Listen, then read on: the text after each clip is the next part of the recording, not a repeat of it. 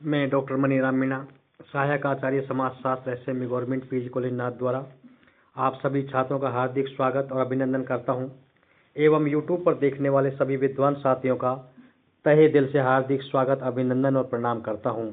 आज का हमारा टॉपिक है वायु प्रदूषण का अर्थ, परिभाषा, कारण एवं उसके स्रोत, जो इस प्रकार से हैं। वायु सभी जीवों के लिए अति आवश्यक है, क्योंकि बिना वायु के कोई भी व्यक्ति जीवित नहीं रह सकता है। वायु एक जीवनदायी तत्व है। शुद्ध वायु स्वस्थ जीवन का आधार माना जाता है।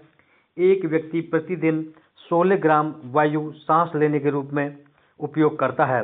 अन्य प्राणियों एवं पेड़ पौधे भी वायु के कारण ही जीवित रहते हैं। वायुमंडल में पर्यावरण का एक महत्वपूर्ण भाग है। एक व्यक्ति दिन भर में औसत 20,000 बार श्वास लेता है। श्वसन के लिए ऑक्सीजन आवश्यक होती है। यह ऑक्सीजन मानव जीवों एवं पेड़ पौधों को वायुमंडल से प्राप्त होती है। शुद्ध वायु में 21% ऑक्सीजन, 78% नाइट्रोजन, 0.03% कार्बन डाइऑक्साइड एवं 0.97% वाष्प जल तथा अन्य गैसें विद्यमान होती हैं। श्वसन क्रिया में जीव वायु में ऑक्सीजन लेते हैं और कार्बन डाइऑक्साइड गैस छोड़ते हैं।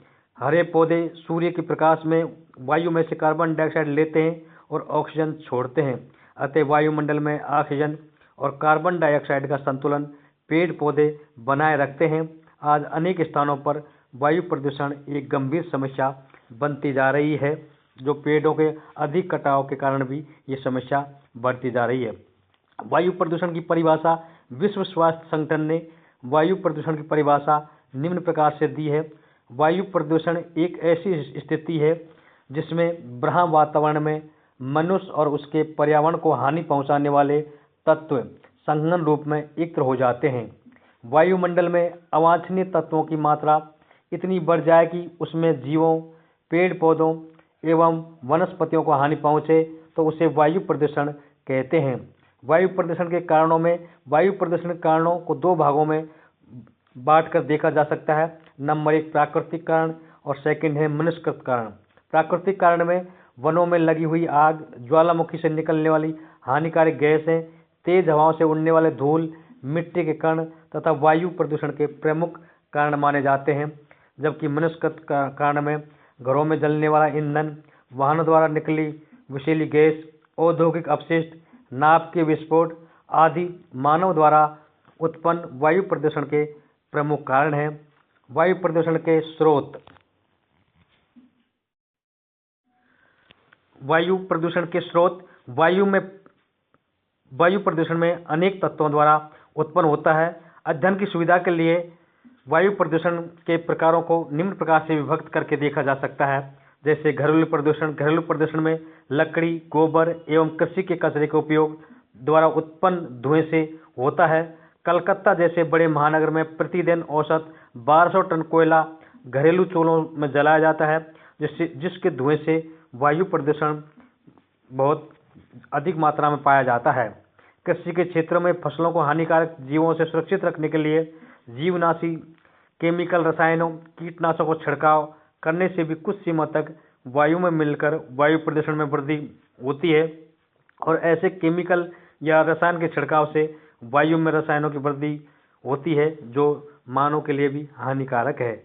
व्यक्तियों द्वारा सार्वजनिक स्थानों पर धूम्रपान करने वायु में धुआं में वृद्धि होती है एवं गंदी नालियों में अनेक प्रकार के कचरा डालने वगैरह से भी उससे हवा के द्वारा वो बदबू आती है, उससे भी वायु प्रदूषण होता है। औद्योगिक केंद्रों द्वारा वायु प्रदूषण बढ़ता है। खाद्य उद्योगों, नाइट्रोजन ऑक्साइड, पोटेशियम युक्त उर्वरक, पोटास के कण, इस्पात उद्योग से कार्बन डाइऑक्साइड, सल्फर डाइऑक्साइड, धूल के कण, सीमेंट उद्योग से कैल्शियम, सोडियम, एल्युमिनियम, सिलिकॉन के कण वायु में प्रवेश कर वायुमंडल में प्रदूषण फैलाते हैं, जो मानव जीव के लिए बहुत हानिकारक होता है।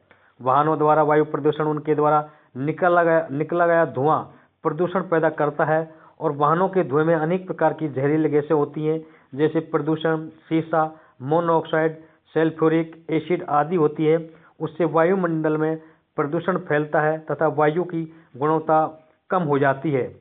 वायुयान में सल्फर डाइऑक्साइड, तेल, उद्योग से हाइड्रोकार्बन, रेल के इंजन से carbon monoxide, nitrogen oxide, hydrocarbon आदि जहरीली गैस निकलती हैं और इन गैसों से वायु में प्रदूषण पैदा होता है और वो बढ़ता जाता है।